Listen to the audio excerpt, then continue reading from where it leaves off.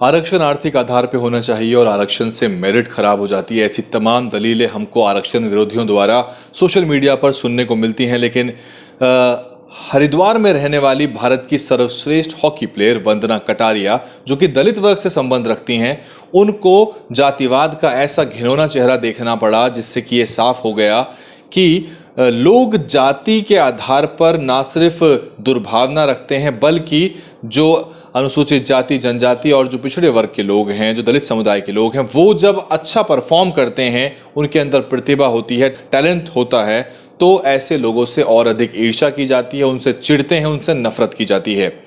Argentina और भारत का semifinal का हॉकी का मैच चल रहा था। उस मैच में भारत हार गया। जैसे ही भारत उस मैच को हार जाता है तो हरिद्वार में रहने वाली वंदना कटारिया के घर के बाहर से पटाखे फूटने की आवाज़ आती हैं।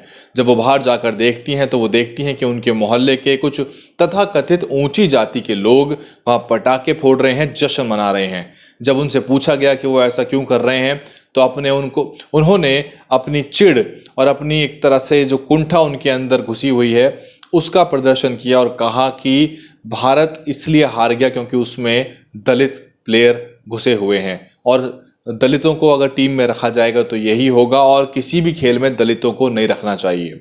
इसके बाद उनका भाई आए और उनके भाई ने भी उनको कन्फ्रंट करने की कोशिश की। फिर ये मामला थाने पहुंचा, फिर मुकदमा दर्ज हुआ। SC/ST एक्ट में ये मुकदमा दर्ज हो गया। खबर केवल इतनी सी ही नहीं है कि जातिवाद का शिकार होना पड़ा हॉकी की प्लेयर को, लेकिन सवाल यह है कि वो भारत की सर्वश्रेष्ठ हॉकी प्लेयर है, पहले वो कप्तान भी रह चुकी हैं और हाल ही में साउथ अफ्रीका के खिलाफ वंदना कटारिया ने हैट्रिक मारी। और वंदना कटारिया किसी एक ऐसे परिवार से नहीं आते जो सुविधा संपन्न रहा हो। बहुत मेहनत और कष्टों के साथ वंदना कटारिया ने अपना हॉकी का करियर बनाया। मेरठ में जाकर हॉकी की ट्रेनिंग शुरुआत की और उसके बाद जब वो एक बार खेल रही थी तो एक बार उनके पिता का हाल ही में निधन भी हो गया और वो अपने पिता के अंतिम दर्शन करने भी नहीं पहुंच पाई।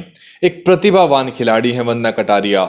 और जो लोग ये तर्क देते हैं कि आरक्षण आर्थिक आधार पे होना चाहिए, उन लोगों को ये समझ में नहीं आता। वास्तविकता में वो अपनी जातिवादी प्रवृत्ति को दर्शाते हैं ये कहकर कि आरक्षण आर्थिक आधार पे होना चाहिए।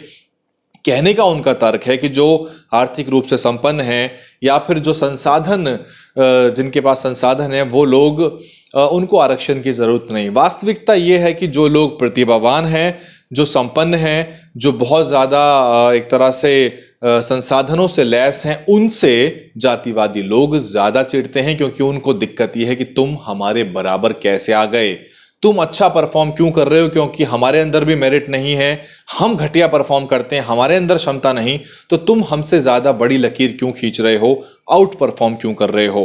भारत के अंदर ये लगातार बहस होती है कि इस क्षेत्र में आरक्षण नहीं होना चाहिए, उस क्षेत्र में आरक्षण नहीं होना चाहिए। मैं आपको बता दूं कि ये मेरिट वाले लोग जो कि पूरी नुमाइंदगी करते हैं ओलंपिक्स के अंदर, मुट्ठी भर मेडल भी नहीं ला पाते, 1 दर्जन मेडल नहीं ला पाते। और जो मेडल आते हैं वो इस देश का मूल निवासी, अनुसूचित जाति, जनजाति और वो प्रतिभावान लोग जिनके अंदर मादा है, क्षमता है, शारीरिक क्षमता है, बौद्धिक क्षमता है और साथ साथ उनके अंदर स्किल है, वही लोग, चाहे वो हरियाणा के OBC वर्ग के रेसलर हों, बॉक्सर हों, या फिर वो नॉर्थ ईस्ट के आदिवासी समुदाय के लोग हों, या फिर वो मध्य प्रदेश छत्तीसगढ़ के तीरंदाज हों, या फिर वो किसी भी क्षेत्र के लोग हों।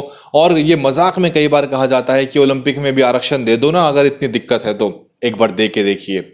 आप जब पूरी नुमाइंदगी पूरे डाइवर्सिफाइड तरीके से सब वर्गों को करने देंगे ईमानदारी से, तभी असली टैलेंट निकल के आएगा। असली टैलेंट कुछ गिनी चुनी चुनिंदा जातियों में नहीं है जो छल कपट से सारा का सारा संसाधनों पर कब्जा करना चाहती है। टैलेंट इस देश के उन मूल निवासियों के अंदर है जो सदा इस धरती में किसानी करते रहे और बहुत सारे ऐसे व्यापार और प्रोफेशन करते रहे जिसमें बहुत सारी शारीरिक क्षमता की ज़रूरत होती है और बहुत सारी बौद्धिक क्षमता और बहुत सारी दस्तकला और दक्षता की ज़रूरत होती है। ऐसे ही लोग मेडल लेके आ पाएंगे। वंदना कटारिया को जातिवादी दुर्भावना का शिकार होना पड़ा, जातीय उत्पीड़न और जातीय एक तरह से उनको गाली के रूप में उनको सुनना पड़ा, वो भी तब जब वो भारत की ओलंपियन है, हैट्रिक मार के आई हैं। ये हालत है इस देश की और तभी तो ये देश इस गड्ढे में जा रहा है जिसको स्वीकारने की कोशिश कोई नहीं कर रहा और जो कोई नहीं मानना चाहता कि देश वाकई में पीछे की ओर जा रहा है। आप देख रहे थे डीएन हिंदी, खबर मैंने आपको बता दी और खबर का सार भी मैंने आपको बता दिया। मैं हूं वैभव कुमार। कमेंट करके आप बताइए कि इस तरह की सोच से क्या भारत आगे बढ़ पाएगा।